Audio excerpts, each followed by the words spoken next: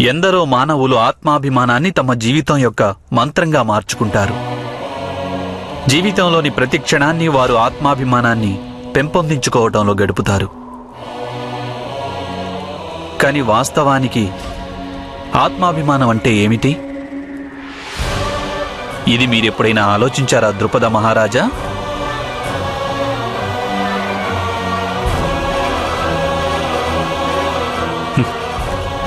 లేదు. మీరు ఒకవేళ ఆలోచించి ఉంటే మీకు అర్థమై ఉండేది. ఆత్మాభిమానం ఉన్న వ్యక్తి ఇతరుల నుండి గౌరవాన్ని పొందాలనుకుంటాడు.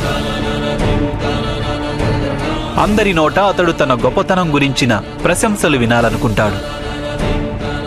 తన శక్తి గురించిన మెప్పులు వినాలని వాంఛిస్తాడు.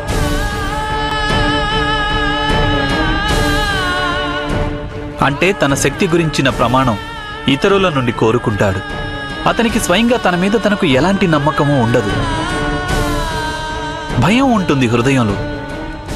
తను దుర్బలుడనని, తనలో వాస్తవానికి ఎలాంటి శక్తి లేదని.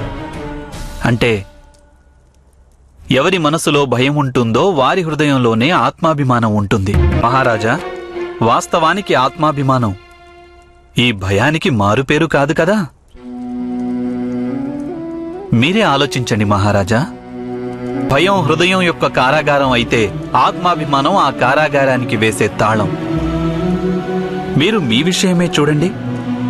ఆత్మాభిమానంతో బంధింపబడిన వ్యక్తి హృదయంలో ప్రేమ ప్రవేశించజాలదు. మీ దృష్టిలో మీ మిత్రుడే మీకు శత్రువైపోయాడు. ఇక మీ సంతానాన్ని మీరు కేవలం మీ శస్త్రాలుగానే భావిస్తూ వచ్చారు.